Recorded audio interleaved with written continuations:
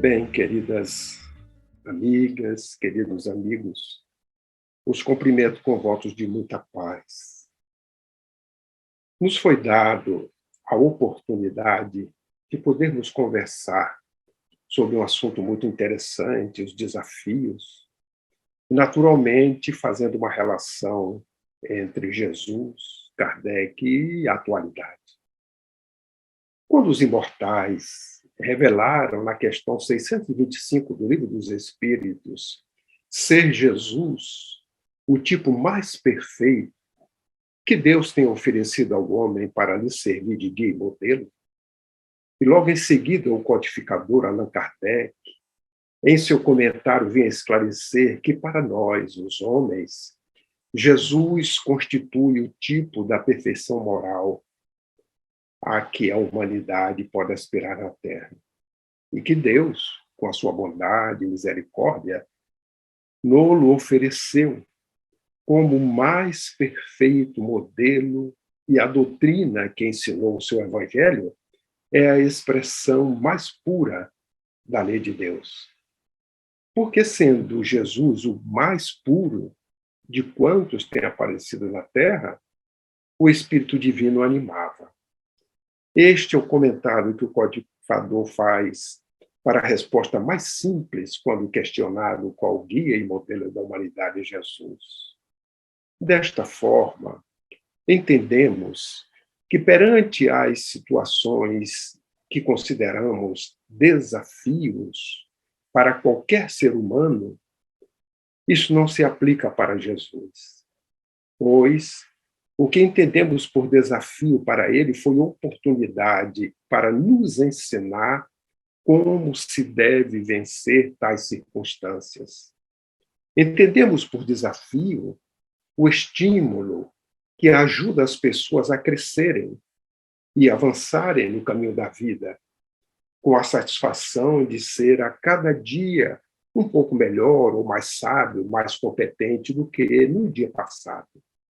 Esse conceito, entendemos que não se aplica a Jesus, porque ele tinha a segurança e o controle absoluto de todos os detalhes, por ser o mais perfeito modelo que a humanidade conhece, além de ser o governador do orbe terrestre desde a sua formação há 4 bilhões e meio de anos, segundo as pesquisas dos astrofísicos e da ciência.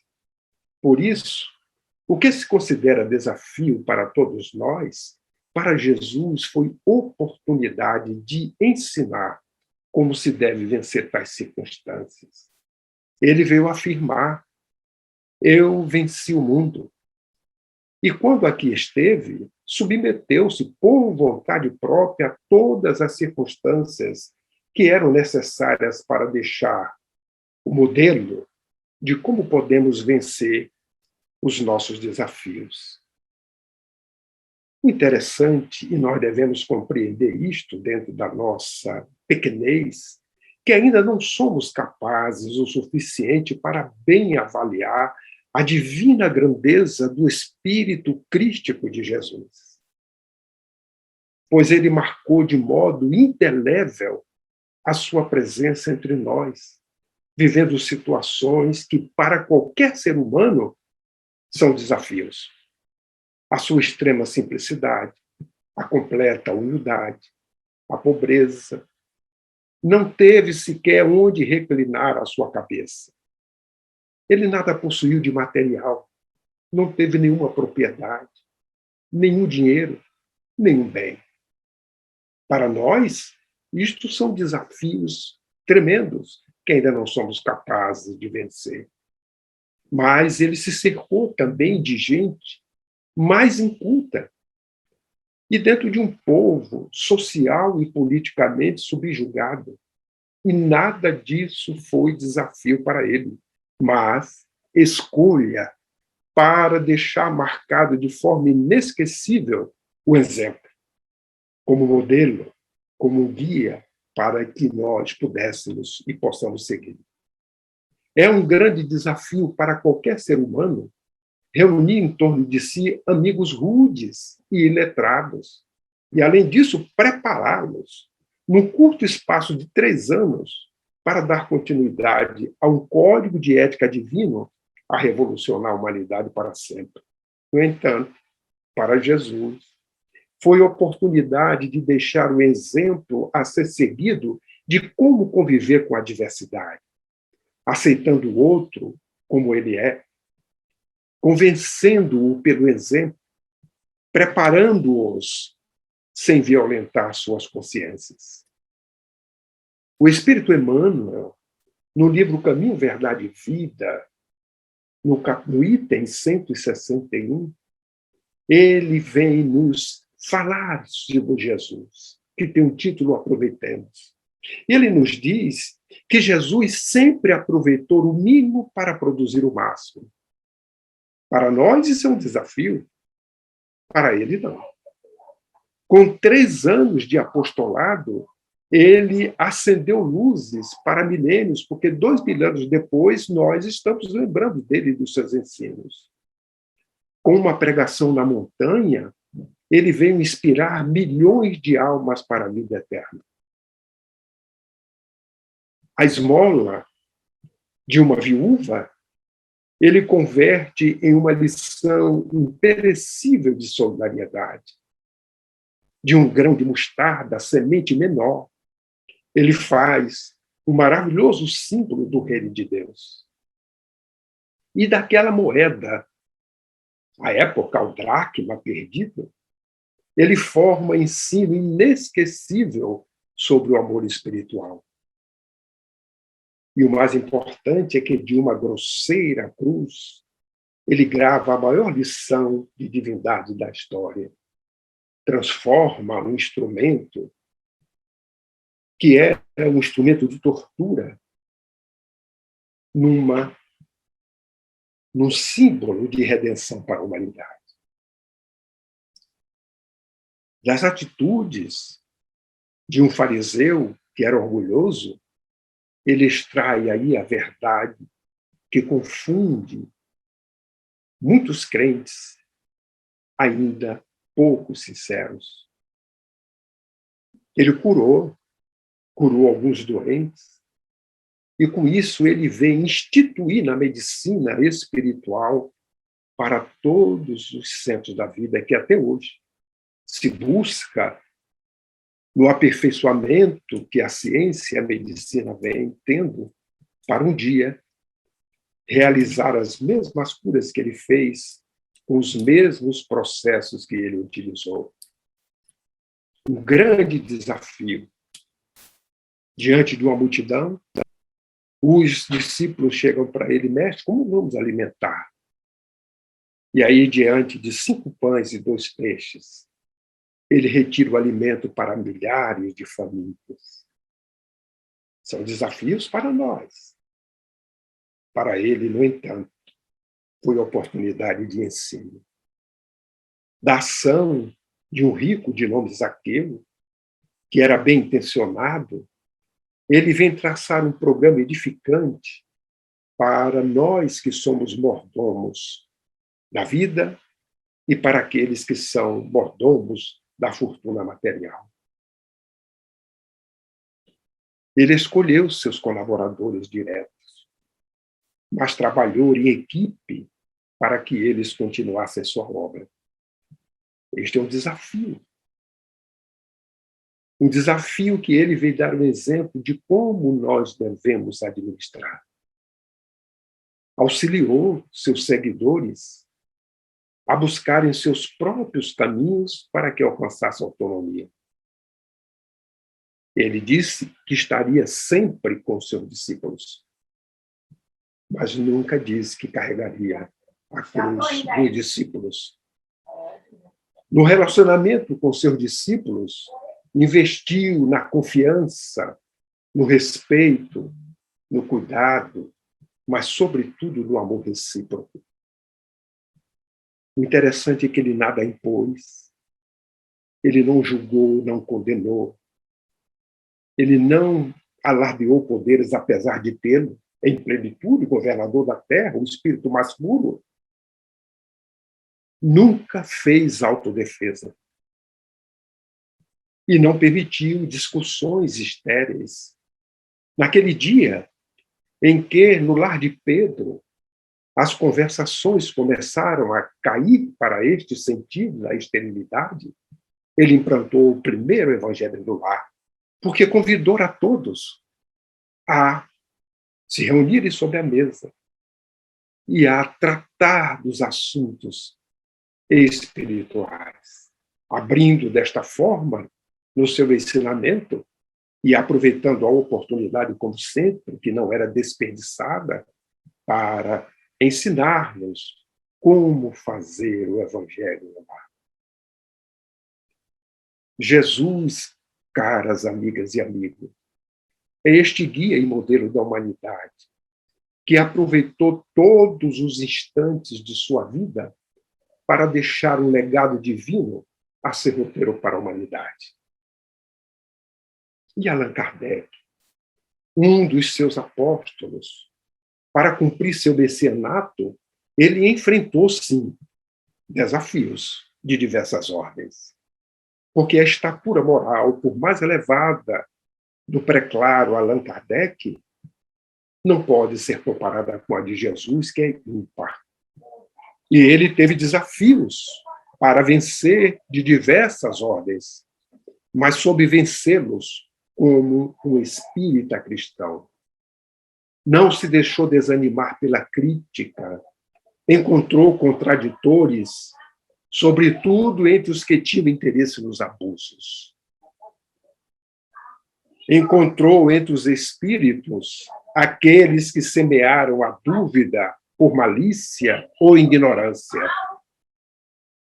Prosseguiu com sua fidelidade e crença em Deus, e caminhou com confiança, sem jamais deixar de ter o amparo. Conviveu com a vaidade de certos homens que julgam saber tudo e tudo querem explicar o seu modo, dando nascimento a opiniões dissidentes. Isto, o codificador, ele encontrou na sua vida, no seu messianato, e que, na realidade, teve que vencer esses desafios. E venceu com perseverança, que chegou a colher os frutos de seu trabalho. Conviveu com os espinhos, as pedras, que os incrédulos ou os maus acumularam em seu caminho. No entanto, conservou a confiança e com ela chegou ao fim do seu trabalho, do seu messianato. Allan Kardec foi alvo de terríveis ódios. Implacáveis inimigos tomaram a sua perda. Eles tramaram a perda de tudo aquilo que ele havia feito. Esteve exposto à calúnia, à traição, mesmo daqueles que lhe pareceram mais dedicados.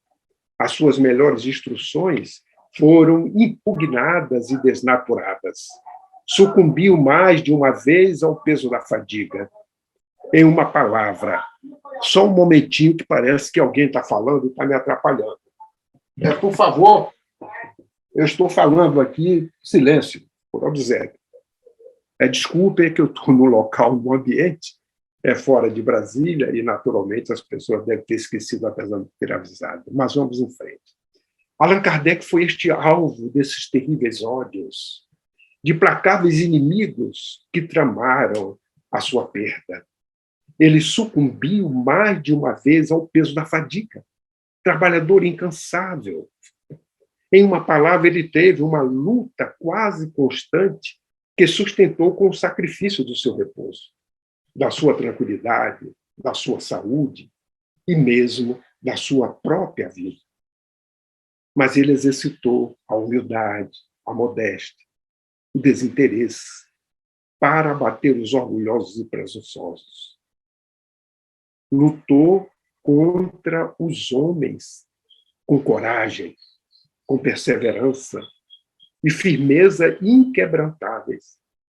Utilizou-se da prudência e tato para conduzir as coisas a propósito, para não comprometer-lhes o êxito por medidas ou palavras intempestivas. Ele não foi exaltado, ao contrário, o bom senso, a prudência o caracterizou ao longo da sua vida. foi um devotado, abnegado, e esteve pronto para todos os sacrifícios. Vejamos bem, para todos os sacrifícios. Ele mesmo, na sua fala, que foi registrada pelo seu biógrafo, ele vem dizer-nos: tenho sido alvo do ódio de implacáveis inimigos, da injúria, da calúnia, da inveja, do ciúme. Tem sido publicado contra mim infames libelos. As minhas melhores instruções têm sido desnaturadas. Eu tenho sido traído por aqueles em quem depositar a confiança e pago com a ingratidão por aqueles a quem não tinha prestado serviços. A Sociedade de Paris, que foi o registro que nós conhecemos da primeira casa espírita, o Centro Espírita fundado, ele afirma que tinha sido contínuo foco de intrigas urdidas por aqueles que se diziam ao seu favor e que, mostrando-se amáveis em minha presença, me detratavam na ausência. Eu pergunto, será que nós estamos falando de Allan Kardec ou temos alguma coisa relativa ao que nós estamos vivendo no nosso contexto, devido às devidas proporções? Ele continua dizendo que disseram que aqueles que adotavam o meu partido eram assalariados por mim com o dinheiro que eu arrecadava do Espiritismo. Não mais tenho conhecido repouso. Mais de uma vez sucumbi sob o excesso do trabalho. Tem-se me alterado a saúde e me comprometido a vida. São palavras do codificador que o seu biógrafo vem expressar para o nosso conhecimento. Entretanto, graças à proteção e à assistência dos bons espíritos, que sem cessar me têm dado provas manifestas de sua solicitude, sou feliz em reconhecer que não tenho experimentado um único instante de desfalecimento nem desânimo. Olha o apoio, o amparo do Cristo que prometeu aos seus discípulos. E que ele tem constantemente prosseguido na sua tarefa com o mesmo ardor, sem se preocupar com a malevolência de que era alvo. Isso é importante, porque às vezes somos alvo das malevolências e, na realidade, nos preocupamos tanto com ela que deixamos de realizar o trabalho que temos que fazer para dar atenção a essas atividades. Segundo a comunicação do Espírito de Verdade, diz ele, eu devia contar com tudo isso e tudo se verificou. Desafios para este Espírito ao qual todos nós respeitamos e admiramos. E quando se conhecem todas essas lutas, todas as torpezas que Allan Kardec foi alvo, quanto ele se engrandece aos nossos olhos e como o seu brilhante triunfo adquire um mérito e um esplendor para nós, que se tornaram aqueles que foram os invejosos. Onde eles se encontram, que fizeram para obstruir o caminho? Na maior parte, são desconhecidos os seus nomes, ou nenhuma recordação despertam mais. Estão no esquecimento. Os retornou e os sepultou para sempre em suas sombras. Mas Allan Kardec não. O intrépido lutador, o pioneiro ousado, ele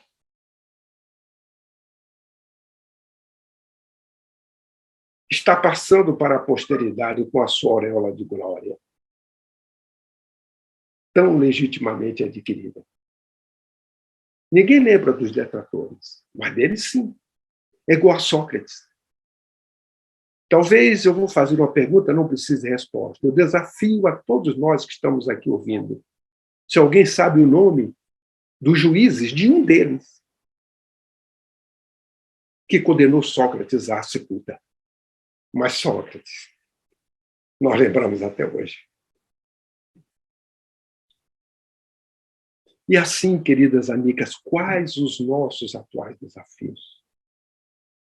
Nós vimos Jesus, o modelo e guia, diante das coisas que para nós são dificuldades, desafios, problemas.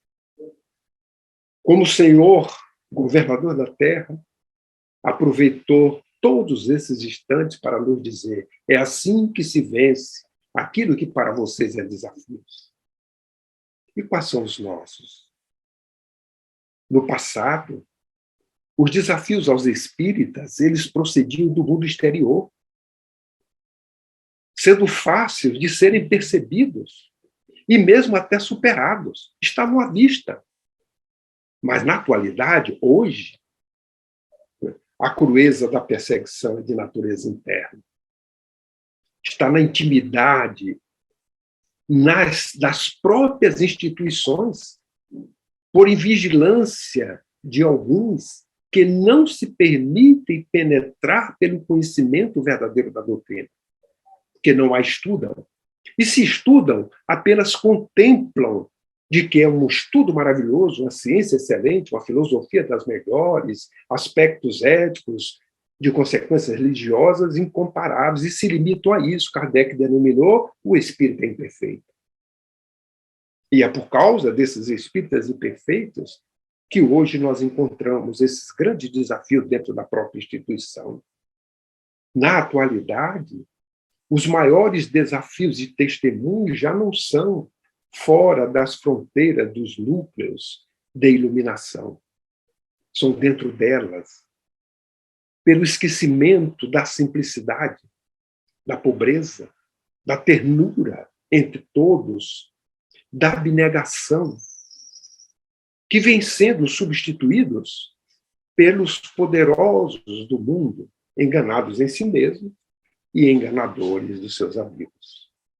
São reflexões profundas que nós devemos verificar os nossos desafios na atualidade. A veneranda Joana de Ângeles, na psicografia do Divaldo, que ela fez no ano de 2006, que tem como título A Grande Transição, que é o desafio que nós estamos vivendo, ela vem nos dizer que a melhor maneira para nós compartilharmos com esta transição, com este momento, é termos conscientemente a responsabilidade pessoal para realizar as mudanças íntimas que se tornem próprias para que nós tenhamos a harmonia do conjunto.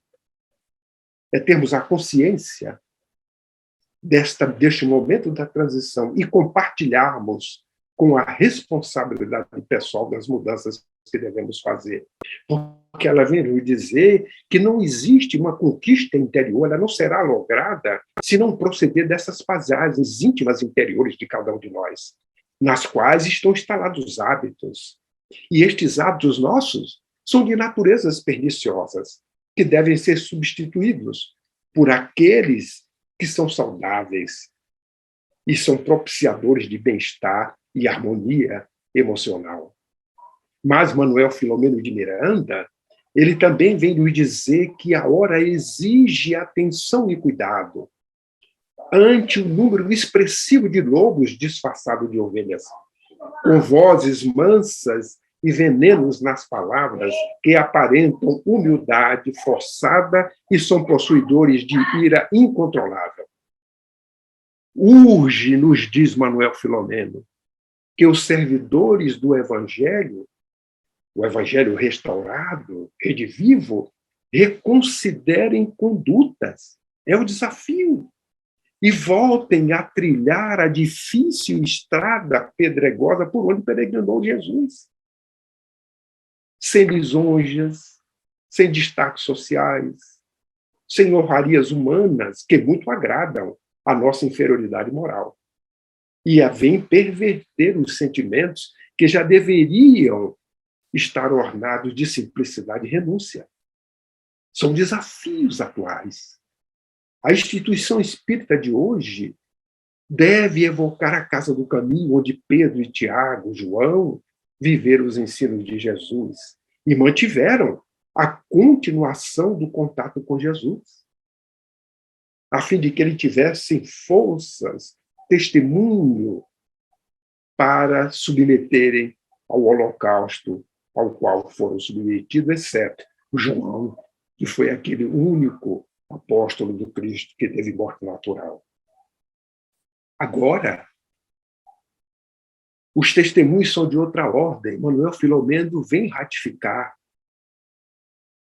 Tem características mais sutis e mais perigosas, porque eles é como se uma malha fosse habilmente entretecida, uma malha forte que envolve, aprisiona os invigilantes e alcançam também os bons servidores se não estivermos atentos. É por isso que ele vem nos dizer, falar um pouco da união, porque unidos, tanto mental quanto emocionalmente, seremos como diferentes exércitos de combate com outras armas. A arma da compaixão, a do esclarecimento, a da misericórdia e do amor. São desafios da atualidade que nós não podemos postergar, porque este é o momento. Ou aproveitamos ou não aproveitamos. Por isso que aceitar o convite de Jesus à grande batalha da luz, do perdão, da pureza e da humildade é o desafio da atualidade.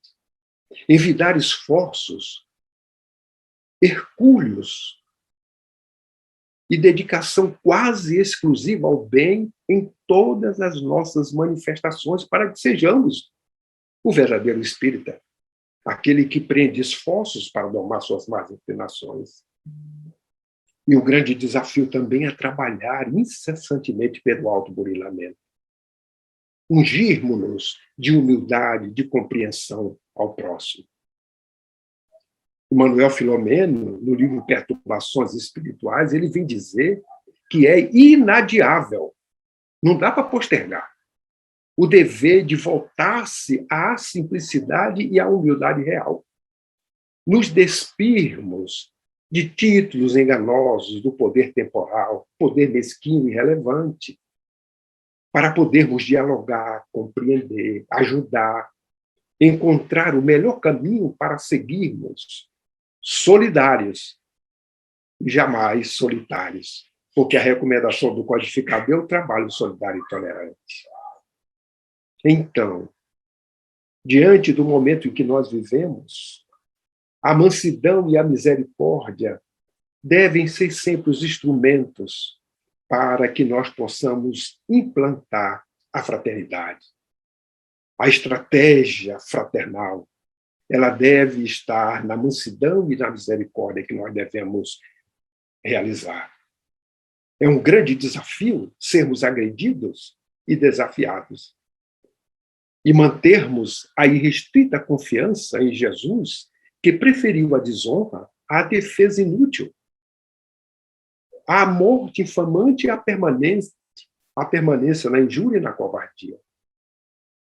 Quem de nós, diante da agressão e desafiados, lembramos de nos manter fiéis a Jesus e a Kardec? É uma lembrança, é um desafio. E quem, diante da crueldade e da perseguição, permanece tomado pela misericórdia e ternura, evitando pensamentos reacionários, porque nós não podemos reagir, mas sim agir com o Evangelho. Porque nesse intenso campo de lutas, nós estamos, além das formas, em batalhas vibratórias. Por isso, os nossos pensamentos terem importância primordial.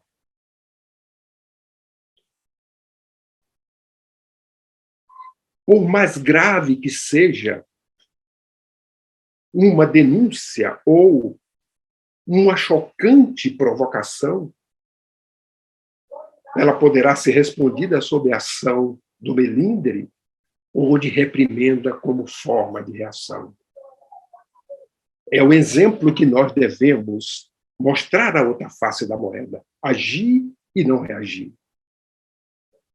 Então, preparados pelo sentimento de piedade, compreendendo a loucura dos irmãos que são desviados do bem, devemos usar sempre os recursos psicoterapêuticos do entendimento, de tal forma que eles não disporão de forças para prosseguirem nas agressões terríveis, porque eles desejam que nós reagimos com as nossas imperfeições. Mas quando atuam e nós agimos em conformidade com o Evangelho, tudo muda. E em qualquer circunstância, ver nos equivocados os nossos irmãos infelizes, a quem nos cabe amparar.